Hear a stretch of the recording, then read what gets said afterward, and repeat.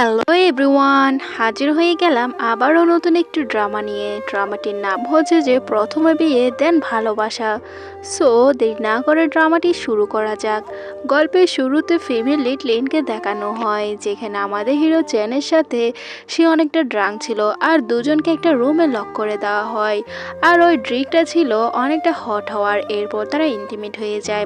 এদিকে চ্যান সকালে লিনের গলায় একটা চেন দেখতে পায় আর সেটা নিয়ে তার অ্যাসিস্ট্যান্টের কাছে যায়। আর আমরা জানতে পারি চেন পঙ্গু, যে কিনা হুইল চেয়ারে বসে তার অ্যাসিস্ট্যান্টের কাছে যাচ্ছে। আর তার অ্যাসিস্ট্যান্ট বলে আজকে তার বিয়ে। এরপর সে ওই নেকলেসটি তাকে দিয়ে দেয় এবং বলে এর উপর ইনভেস্টিগেট করো। এদিকে লিনের যখন হুঁশ আসে তখন কাল রাতের কথা কল্পনা করে সে অনেকটা স্যাড হয়ে যায়। লিনের তো কিছু মনেই পড়ছে না। একটু পর লিনের কাছে কল আসে এবং বলে তুমি কোথায়, তোমার না বিয়ে, এখন তাড়াতাড়ি আসো। তখন লিনও ভুলে গিয়েছিল। এরপর রেডি হয়ে সে তার বিয়ের স্টেজে যায়, কিন্তু সেখানে গিয়ে সে পুরোপুরি শকড।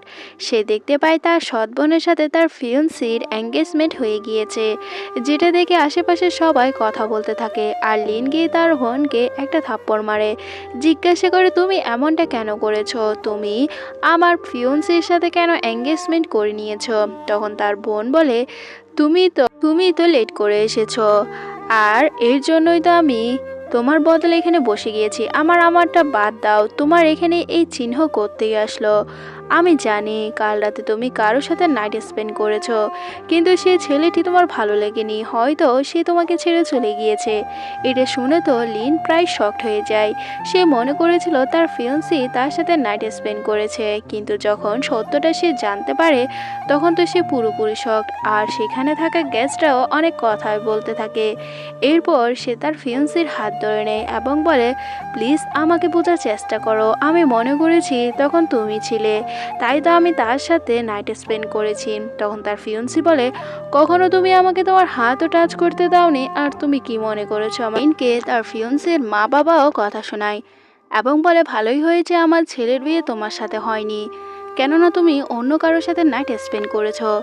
এরপর লিন বলে এইসব কিছু আমার সৎ বোনেরই কাজ, ওই এসব ট্রিক ইউজ করে আমার সাথে ওর বিয়ে হতে দিচ্ছে না।